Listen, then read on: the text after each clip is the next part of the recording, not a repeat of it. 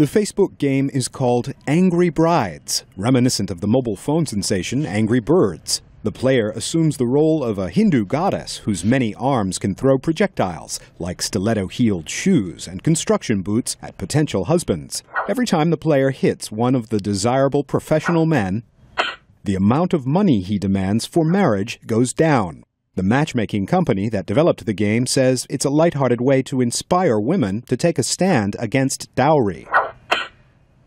Ranjana Kumari, with the Delhi-based Center for Social Research, has spent the last 30 years fighting the dark side of dowry. She works with victims like these, whose identities we will protect. Kumari says dowry was historically meant to be a blessing, but now is often a curse. Ultimately, it ends up in the hands of these in-laws who are greedy, who have lust for money, who would want to, in some sense, live a life of luxury without making effort for it.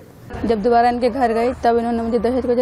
I moved into my husband's house after getting married, they beat me a lot because they wanted more dowry. He used to say the only way I will keep you is if you bring me 50,000 rupees from your parents' house. My parents don't have any money anymore. Officially, dowry has been illegal in India for more than 50 years, but it is still widespread. Thousands of women are killed each year in dowry disputes. Kumari says India's rising wealth is making the problem worse. For the poor, there is a kind of agreement that you can only do this much. So there is a kind of level playing field for those families. But for the middle class, there is absolutely, mindless desire to live in luxury. सोने की अंगूठी दी, चैन दी, fridge दिया, TV दिया, bed दिया. My parents gave a gold ring, a gold chain, a fridge, a television set, a bed, clothes for the whole family and relatives. They gave almost everything that is usually included in dowry, and even then, those people kept asking for more.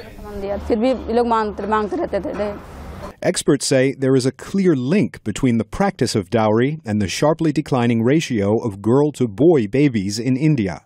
Canada's Centre for Global Health Research released findings last year suggesting selective abortion may account for up to 12 million missing girls over the last 3 decades. Kumari says families want to avoid dowry obligations and points out that some abortion clinics have even used that fact to market their services. There used to be a lot of advertisements you would see around Delhi in smaller city towns, in the villages, where it will be clearly displayed that please spend 5,000 rupees today to save your 500,000 rupees tomorrow.